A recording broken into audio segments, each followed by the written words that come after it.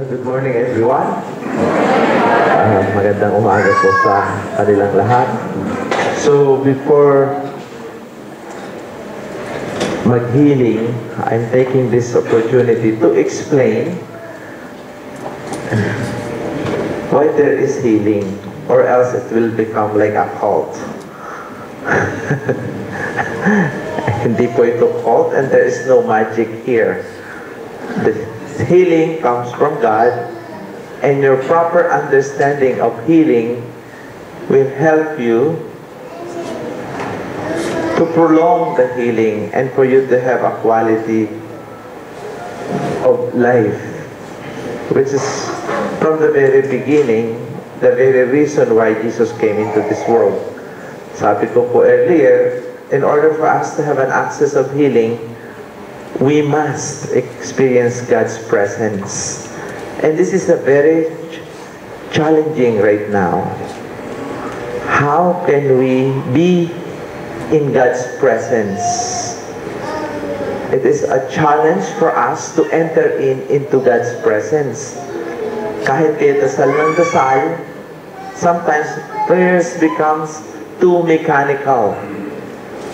Kahit ang pag-attend ng Mass, kinatatamara na kasi parang walang nakukuha naman sa misa. Habang nagmimisa, natutulog ang tao. And we are no longer interested kung ano ang sasabihin ng power. We are, in short, information overload. So, prayers become too mechanical kahit ang pag-attend ng misa. I remember one day, may isa pong matanda, she was so touched by the ministry, she got healed, and she came to me and said, Father Suarez, I want to serve. Now I'm 89, can I still be your altar server? Sabi ko, okay. Can you still walk? Okay naman po, I'm still healthy at 89. So, I taught her how to serve. Sa Amerika kasi, kahit mga babae, pwede maging altar server. So, nung nag-serve, after 1 month, lumapit ulit sa akin, Father, I'm tired of serving. Ayaw ko na. But I want to do something more. I said, what do you want to do? Can I be a lector? Yun daw babasa. So I asked her, can you still see? Yes, Father, I'm blessed with 20/20 vision. I forgot to ask her, can you still hear well? True enough, after the reading, she forgot what to say. So she looked at me. So I just whispered to her and I said, the word of the Lord. My God, she misheard me and this is what she said. My dear sisters and brothers, this is the end of the world. With my surprise, everybody in the church responded. And you know what they said? Thanks be to God. This is our church today. Too mechanical.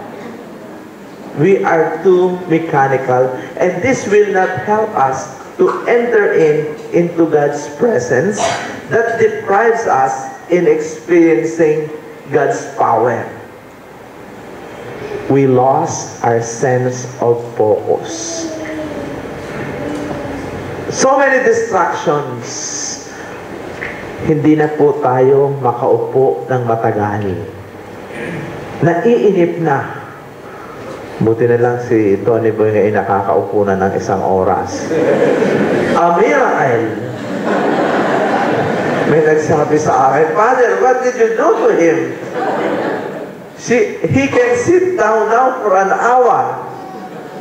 There is hope for everybody. Kung siya ay makakaupo ng 1 oras sa misa without any distractions, anybody can. 3 araw na, misa pa ng misa. Right, Marty?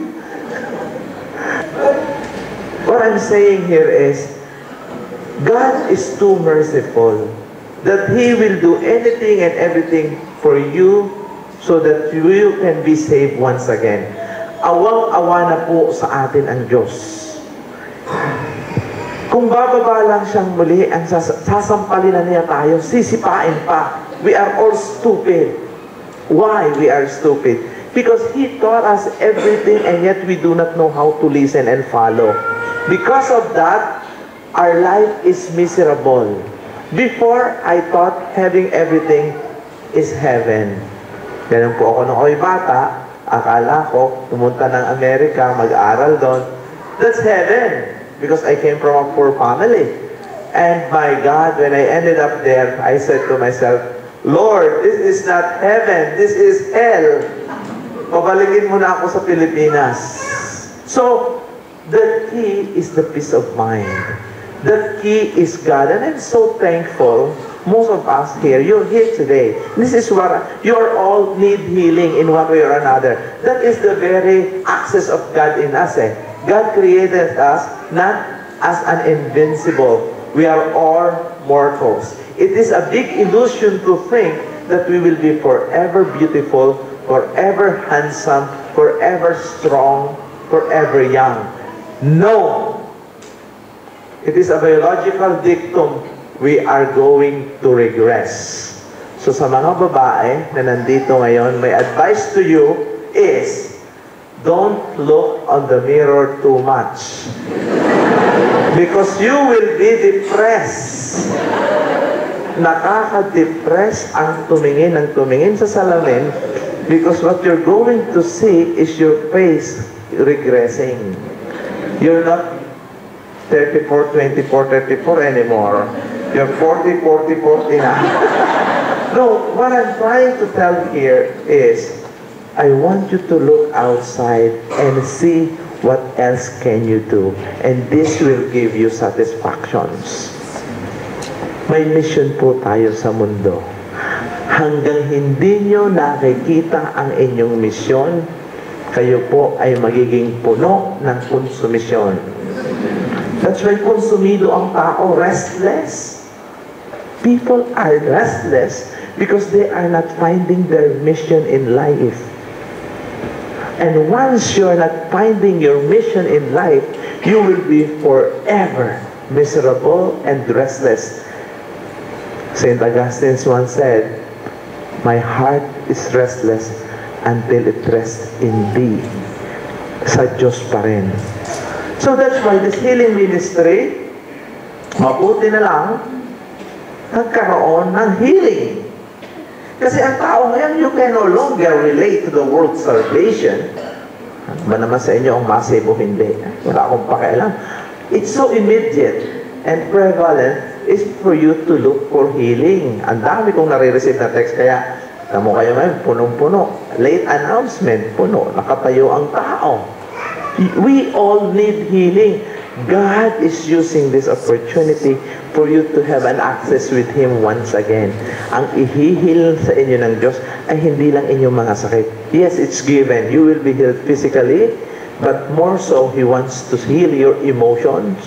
He wants you to heal your psychological infirmities. He wants to heal our mind. Yung tinatawag na transformation of the mind. Polluted na po ang ating isipan. Why? We receive so many lies and now we are confused what to do and to whom we can listen to. Hindi na natin alam kung sino ang ating paniniwalaan. More so, we do not know whom to trust.